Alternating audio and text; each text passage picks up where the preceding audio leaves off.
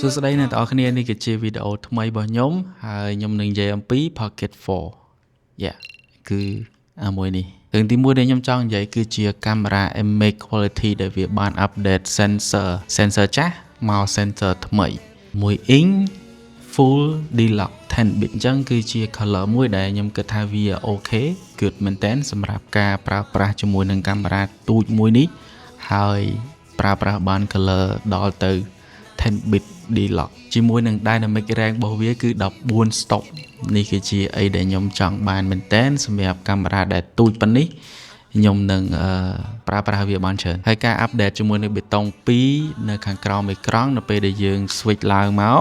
គឺយើងឃើញមានបេតុង zoom ហើយនិងបេតុង custom បេតុង2នេះជួយខ្ញុំបានមិនជាច្រើនប្រហែលទេប៉ុន្តែក៏វាគ្រាន់បើជាងអត់ដែរជាមួយនឹងបេតុង zoom នេះដែរគឺយើងអាច zoom ទៅ 2x ឬក៏ 4x បានការ zoom របស់ Pocket 4នេះគឺវា lossless ជាមួយនឹង quality ដែរខ្ញុំឃើញថាមិនជាបែកវីដេអូរបស់យើងប្រហែលនេះអញ្ចឹង good data ហើយ feature មួយទៀតដែលអ្នកទាំងអស់គ្នាប្រហែលជាចូលចិត្តគឺជា active track ដែល update ទៅដល់ version 7ហើយអញ្ចឹងវា track បានល្អមែនតើទោះជាមានមនុស្សដើរកាត់យើងឬក៏ដើមឈើសភ្លើងដែលវាបាំងយើងមួយផ្លែតឬក៏បាំងយូរអីហ្នឹងពេលដែលយើងដើរចូលមកវិញគឺវា track ឲ្យយើងបាននៅកណ្ដាលវិញយ៉ាងល្អហ្មងនិយាយទៅ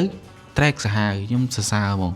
ដូចទាំងអស់គ្នាបានឃើញក្នុងវីដេអូអញ្ចឹងអូខេចូលមកចំណុចដែលខ្ញុំចូលចិត្តជាងគេគឺជា slow shutter effect ខ្ញុំចូលចិត្តប៉ុន្តែ challenge បន្តិចគឺយើងត្រូវការ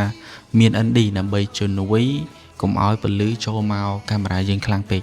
កាលណាវា shutter speed យើង low down ខ្លាំងពន្លឺវាកាន់តែចូលមកខ្លាំងអញ្ចឹងយើងត្រូវការ ND ដើម្បីកាត់បន្ថយពន្លឺហើយខ្ញុំក៏បានទិញ ND ដើម្បីប្រើប្រាស់ជាមួយនឹងកាមេរ៉ាមួយនេះដែរដើម្បីកាត់បន្ថយពន្លឺឲ្យវាមានជា cinematic កុំឲ្យប្រើប្រាស់ shutter ខ្ពស់ពេកហ្នឹងហើយតាក់ទងជាមួយនឹង 4K 240 frame ដែលអ្នកនរគ្នាបានឃើញគេយកមកប្រម៉ូទយើងអញ្ចឹងនេះគឺជាចំណុចដែលខ្ញុំគិតថាខ្ញុំអត់សូវទាន់ពេញចិត្តទេដោយសារតែ 4K 240 frame អ្នកនរគ្នាប្រើនៅក្នុងកាមេរ៉ាទូចនេះខ្ញុំមិនដឹងថាត្រូវថតអីទេវាអត់បានជាមួយនឹង deluxe ទេគឺ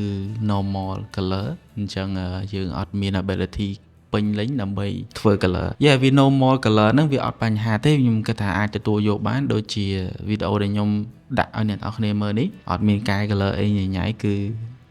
អញ្ចឹងអ្នកទាំងអស់គ្នាបើសិនជាសួរខ្ញុំថាតើកាមេរ៉ាមួយនេះសម្រាប់អ្នកណាគេអ្នកថតរឿងធ្វើបានអត់អ្នកថត MV អីប្រើវាបានអត់ខ្ញុំគិតថាប្រើបានគ្រប់គ្នាប៉ុន្តែ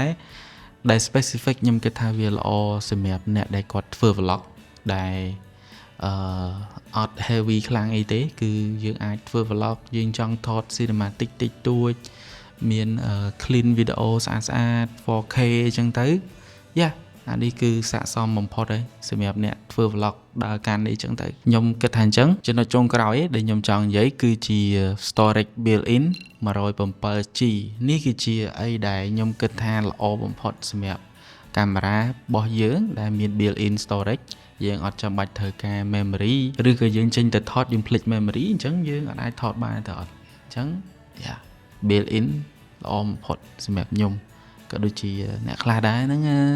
ខ្ញុំគិតថាវីដេអូខ្ញុំមានប៉ុណ្នេះហើយ DJI ពិតជាញ៉ៃញ៉ៃមែនចេញ